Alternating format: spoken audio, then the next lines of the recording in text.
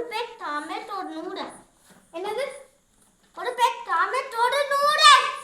Okay sir, thank you.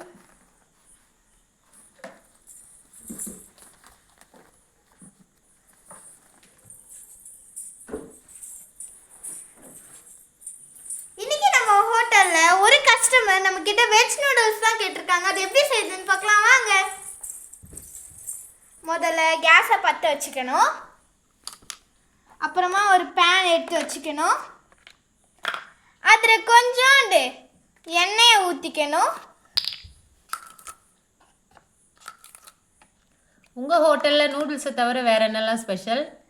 எங்கள் ஹோட்டலில் எல்லாமே ஸ்பெஷலுங்க. எல்லாமே நல்லா இருக்கும். ஆனால் ரொம்ப ஸ்பெஷல்னா வெஜிடபிள் தம் பிரியாணி தாங்க. அப்படிங்களா? ஆமாம். ஒரு நாளைக்கு உங்கள் ஹோட்டலுக்கு எத்தனை பேர் வருவாங்க? ஒரு நாளைக்கு சொல்ல முடியாதுங்க. ஒரு 2000 பேர் வருவாங்கங்க. அப்படிங்களா? அத்தனை பேர் சமாளிக்க முடியுமா உங்களால்? தாராளமாக சமாளிக்க முடியுங்க. இப்படி முதல்ல மேகியை போட்டுக்கணும். அது மேலே கொஞ்சோண்டு சால்ட்டு போட்டுக்கலாம். அது மேலே கொஞ்சம் நம்ம மிளகாத்தூள் மசாலாலாம் போட்டுக்கலாம். இப்போ நம்ம வெஜிடபிள் கொஞ்சம் கட் பண்ணி வச்சிருக்கதை போட்டுக்கலாம்.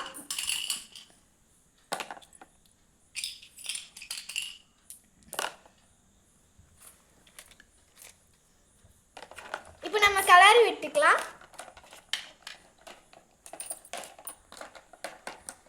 இப்போ நம்ம மூடி வச்சுக்கலாம். ஒரு 2 minutes வெயிட் பண்ணிங்கன்னா நூடுல்ஸ் கிடைச்சிடும், வெஜ் நூடுல்ஸ். அடுத்தது நம்ம பிரெட் ஆம்லெட் தான் பார்க்க போகிறோம். அதுவும் நம்ம கஸ்டமர் தான் கேட்டிருக்காங்க. வாங்க பார்க்கலாம். நம்மளுக்கு ஸ்நாக்ஸ் ஐட்டம்ல ரொம்ப ஸ்பெஷல் பிரெட் ஆம்லெட் தாங்க. வாங்க பார்க்கலாம் எப்படி செய்யறதுன்னு. இது தனியாக இந்த பக்கம் எடுத்து வச்சுக்கலாம். இந்த கேஸில் இப்போ நம்ம பிரெட் ஆம்லெட் செய்யலாம்.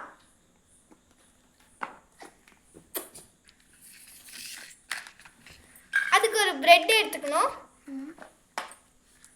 அதுக்கு இந்த மாதிரி பேன் எடுத்துக்கலாம். இதில் பிரெட்டை போட்டுக்கலாம்.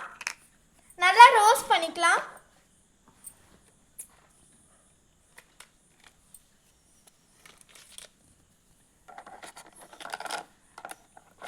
நல்லா ரோஸ்ட் ஆன பிறகு இது மேலே முட்டையை ஊற்றிக்கலாம்.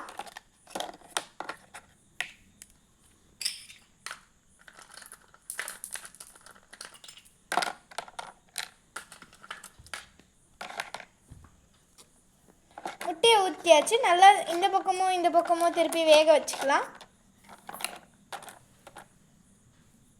இப்போ நம்ம பிரெட் ஆம்லெட் ரெடி. வாங்க கொடுக்கலாம்.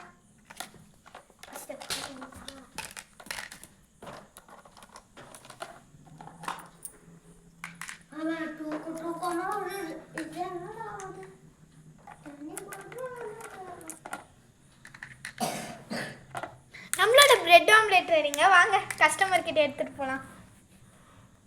மேகியும் ரெடி ஆயிடுச்சுங்க.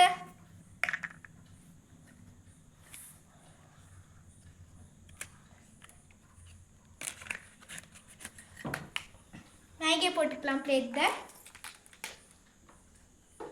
இதுக்கு நம்ம சாஸ் வச்சு தருவோங்க. ஸ்பூனையும் வச்சுக்கலாங்க.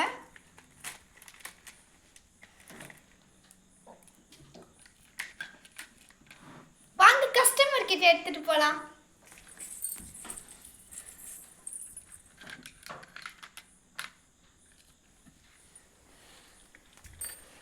சார், உங்களோட நூடுல்ஸ், உங்களோட பிரெட் ஆம்லெட் எப்படி இருக்குன்னு டேஸ்ட் பண்ணிட்டு சொல்லுங்க சார்.